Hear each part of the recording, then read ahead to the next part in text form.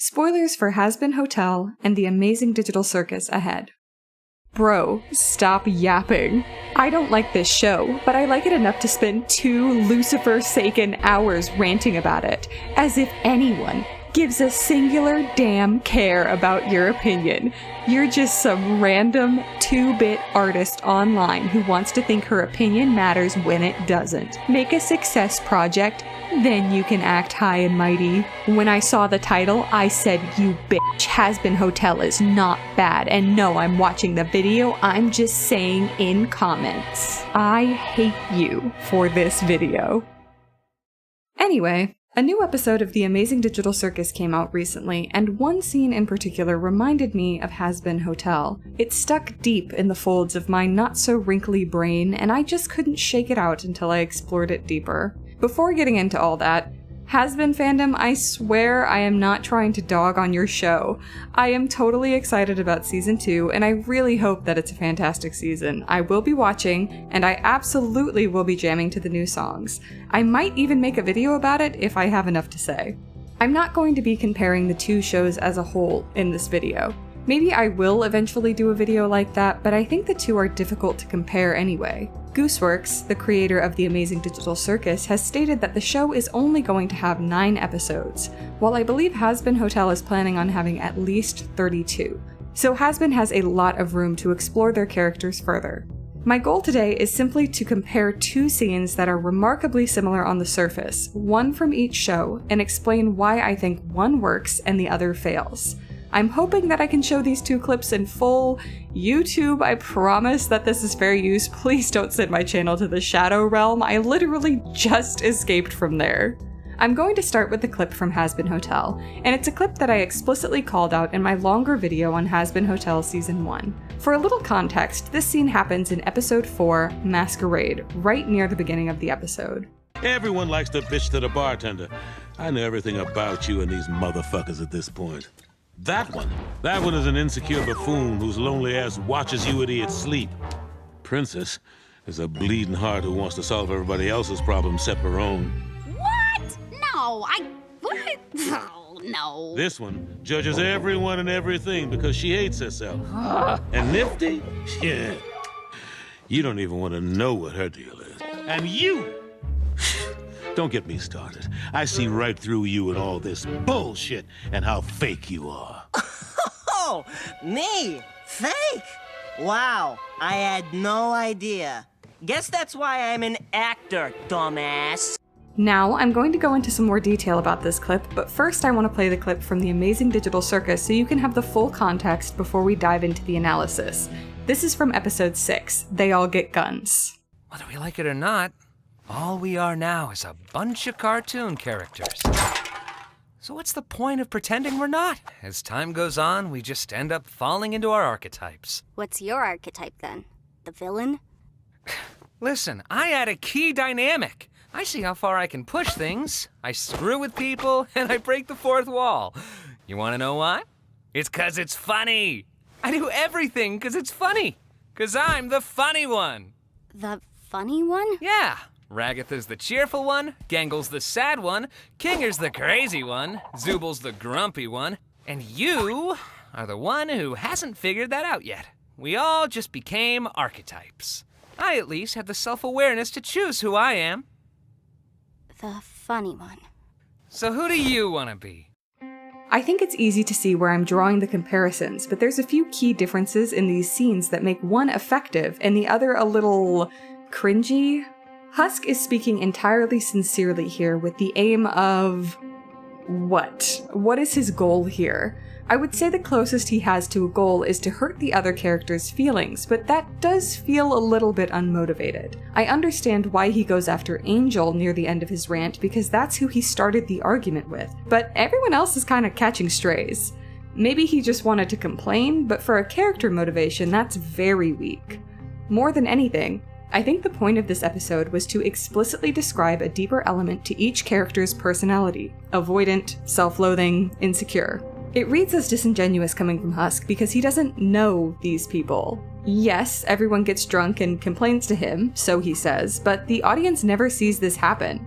There isn't even a prior indication that something like this has been happening, like a sly comment about something he shouldn't have knowledge of, or a background gag. Essentially, it's a show-don't-tell violation. The writers, through Husk, are telling us what to think about the characters, and are using Husk as a mouthpiece.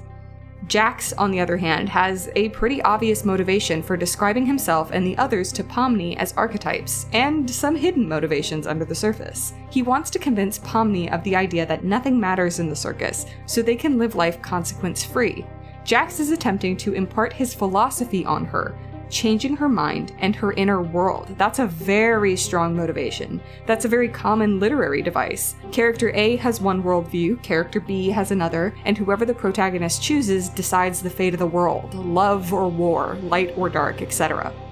More subtly, I believe that Jax is trying to justify his behavior to Pomni and to himself. He's not a heartless monster, but he chooses to behave that way, as he says. He doesn't like to think of himself as evil, and it's clear based on his facial expression when Pomni suggests his archetype might be that of the villain. Additionally, Husk's descriptions are very specific and very true based on what the audience witnesses. In comparison, Jax describes the others using archetypes, which are much more broad. I think this initially feels counterintuitive. It's easy to imagine that specificity would be a better route, but I believe it depends on your intention. Again, what Husk is saying is meant to be taken as true, while I think Jax's statements are meant to be challenged. Let's take Ragatha, for example. Jax describes her as the cheerful one, but as the audience, we have seen over and over again that Ragatha is not happy. She's a very anxious person who is incredibly lonely and insecure. Gangle and Zubul don't ever talk to me, and Pomni probably won't after today either. Her response to conflict is avoidant, and at times can border on a fawning response, which, for those who are unaware, is the desire to placate an aggressor in an abusive dynamic. We even see later in the same episode that Ragatha is so incredibly unhappy in the circus, and she and Kinger have a wonderful conversation about it. I would say that Charlie is probably the closest character type to Ragatha, and Husk describes her as bleeding heart who wants to solve everybody else's problems except her own. Here's where I run into a bit of a brick wall, because there's not a lot of room for analysis here. Husk presents a flat statement, and I wouldn't even say that it's colored by his perception of Charlie. We could maybe dive a bit deeper into what Charlie's problems are, or her issues as Husk describes them, but Husk brings up in the next episode that it's mostly daddy issues.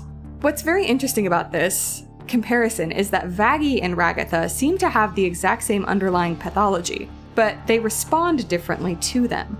Husk says that Vaggie judges everyone and everything because she hates herself. And I think that underlying self-hatred is very similar to Ragatha's.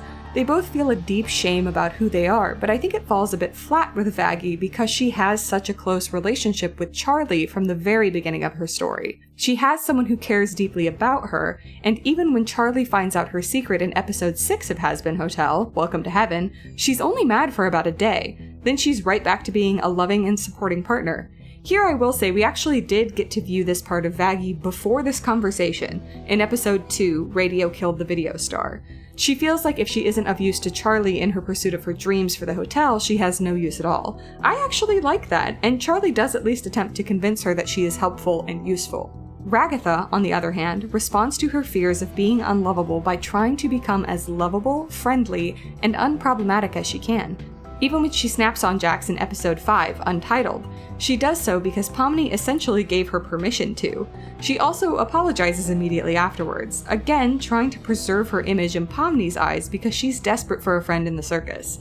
This all comes to a head in episode 6 during her conversation with Kinger. And speaking of Kinger, Kinger is described as the crazy one, and yes, it's true that he's lost a level of sanity from being in the circus for so long, but Kinger is also generally the character that is the most emotionally supportive, and he's able to pull multiple characters back from the edge with his heart and kindness. During his conversation with Ragatha in the loser room, he's an active, empathetic listener who gives her some genuinely good advice. The way I see it, relationships are two-sided, and sometimes it doesn't make sense to do all the heavy lifting when the other isn't in the mood. We all go through and deal with things differently, and sometimes you just need to let people do things their own way, as long as you're still there when they need you. Giving someone space should never be the same as giving up on them. His insanity is truly only a part of who he is, and it even allows him some of the same advantages that Jax and Pomni show in this episode. He creates the butterfly to heal Ragatha, and he's able to fire his Ricochet super move just like Pomni at the end of the gunfight. It's another example of the archetype simply being a part of the character and not the character as a whole. Gangle, the sad one, does have her struggles with finding lasting happiness, but she does also have moments of pure joy and catharsis. In episode 4, she's genuinely joyful as she runs into the night after her shift at Spudsy's, smiling even though she's not wearing her happy mask anymore. And in episode 6, she gets to fire her Tommy gun while laughing maniacally, just as she dreamed. I think Jax also likes to pigeonhole her into this sad box because then, if he torments her and hurts her feelings, that's just who she is. Whether he harassed her or not, she would have been sad, so he can do whatever he wants without regard for her feelings. It makes sense to me why she would be his primary target. Zooble is described as the grumpy one, and it's true that they are grumpy towards Kane and Jax, though the other members of the circus are never really on that side of them. Gangle in particular sees a very kind, helpful version of Zooble across multiple episodes, especially in episode 6. It's interesting as well that in episode 6, Zooble and Gangle have a conversation that parallels that of Jax and Pomni. Gangle is worried that Jax is going to make her suffer for refusing to team with him. He probably wants revenge. And he's gonna make it painful. In response, Zooble says, "You're a human, not his toy." It's exactly opposite to the way Jax thinks about himself and the other members of the circus, as just cartoon characters. Zooble's argument is stated plainly. And the only you that you should care about is the real you. You have to choose to love yourself. I think Zooble ascribes this philosophy to not only themselves, but also the other members of the digital circus. They care about the real Gangle, not comedy mask Gangle or tragedy mask Gangle. Their concern is for Gangle as a human being, not as a partner in the game. It's excellent writing to present these two conversations in the same episode because it makes the theme of this episode a conversation rather than a statement, which is a very compelling way to present ideas. It invites the audience to consider the merits of both arguments and solidify their own opinions instead of being directly told what to think by the writer. The theme here is the question: if you can live your life without consequences, does the way you treat others matter? Zooble argues yes, it matters if you harm people, even if the consequence is simply the harm itself. Jax argues no, if there's no outside consequences for your actions, there is no point in engaging with the feelings of others. I don't want to act like Hazbin Hotel isn't presenting a theme in their episode as well.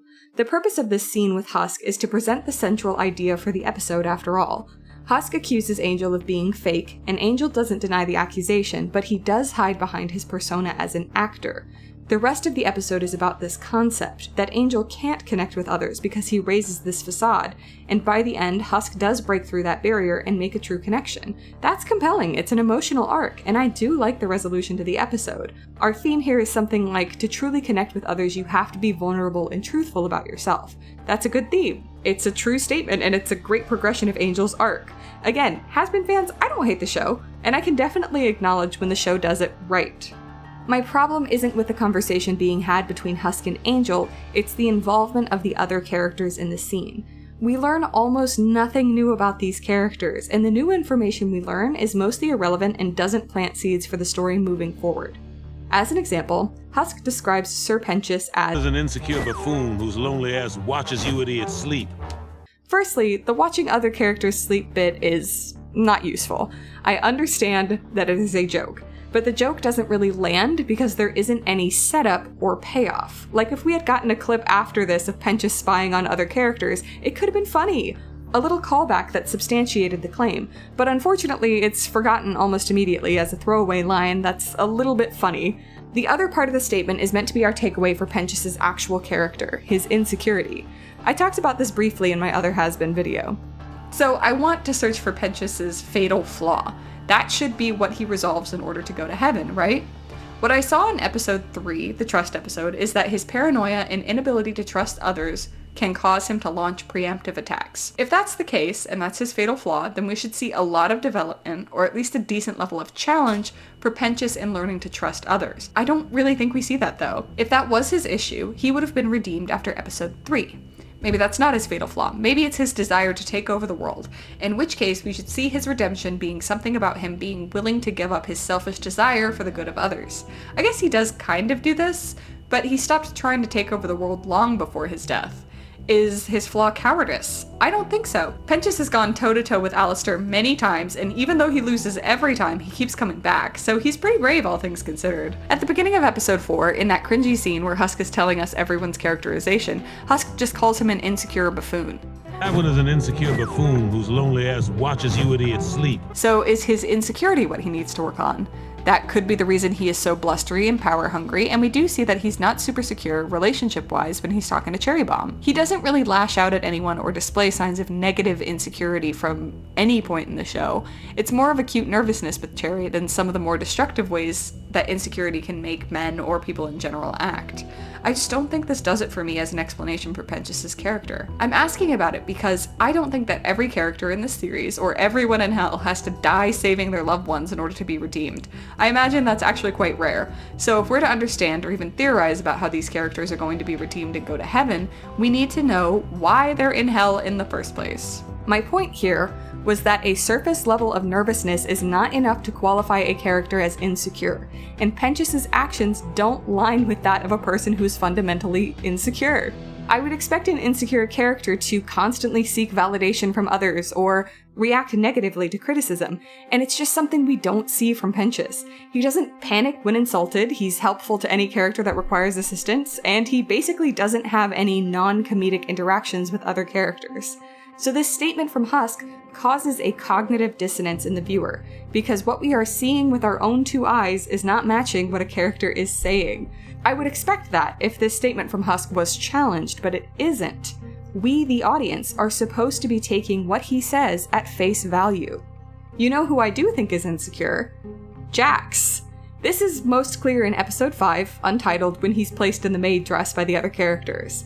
As a little additional note, this is also an excellent example of Gangle breaking through her archetype by laughing and having fun while still wearing her tragedy mask, but I digress. Jax is the angriest he's ever been in the show, and possibly ever, as pointed out by Zooble. I don't want to wear this! I have never seen you this upset about something. Jax! That! Because his masculinity and control over his own body has been taken from him and made into a joke. A more secure person would be able to shrug this slight off, but Jax doesn't want to be the butt of the joke. He refuses to be on the receiving end of the mean comedy he's so willing to dole out to others. Wait, no, wait!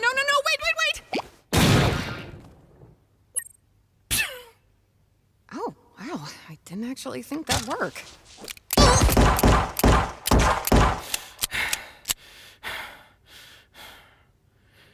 It's clear in smaller instances as well, like in episode 1 when he's attacked by one of the Gloinks. I'm fine with doing whatever, as long as I get to see funny things happen to people.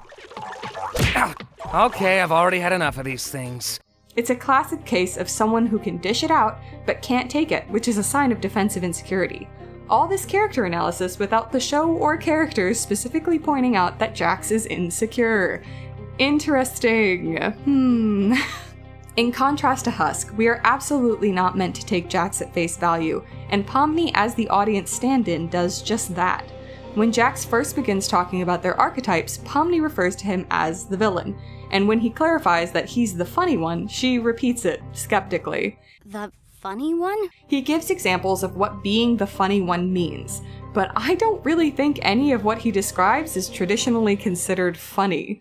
I see how far I can push things. I screw with people, and I break the fourth wall. Jax says it in this lighthearted tone, but screwing with people and seeing how far you can push things isn't generally considered funny by the people that are being screwed with. Let's call it what it is.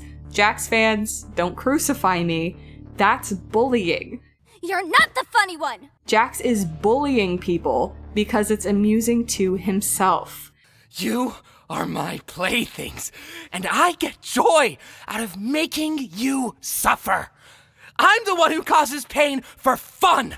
But as long as he can convince himself that nothing matters, it doesn't matter if he's a bully, because that's what cartoon characters do.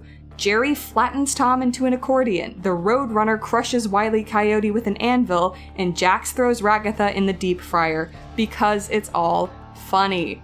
These archetypes are a way to dehumanize the other characters, protect Jax from the emotional and literal consequences, and allow him to continue behaving in whatever way he wants. I believe this is supported by Jax's irritation when the others break from their pre-assigned archetypes, especially Gangle, because it shatters the illusion of this consequence-free landscape he's built up in his mind. The bottom line is this. I learned about Jax with this scene. I learned about his worldview and his motivations. I learned about the themes of this episode, and I was able to critically parse through the information given to me to create a larger picture of the characters, the circus, and the show as a whole. All of that is extremely valuable to me, and I'd hope that it's valuable to other watchers. I wish I could say I found as much value in the same scene from Hazbin Hotel, but instead I was left with disappointment and dissatisfaction at the way the writers view their audience and characters. Thank you so much for watching this video. I'm very interested to hear your opinions in the comments below, and if you feel like those opinions need to be hurtful, please be creative. I'm not going to remember your comment if you call me a jealous hater, but I do remember that one guy that called me a window licker 2 years ago. I think about him every day, so go wild if you feel like you have to be mean. If you like this video, please give it a like, and if you want to see more from me, please subscribe. I also have a Patreon where for $3 per month you can get access to works in progress of my artwork, voting in Patreon polls, and early access to YouTube videos, like this one. This one went up on Patreon before YouTube, so shout out to my patrons. And on higher tiers you get access to things like coloring pages, Patreon exclusive live streams, and updates on my long-term projects. Thank you again so much for watching, and I hope you're doing some media analysis in this post-plague world. Bye!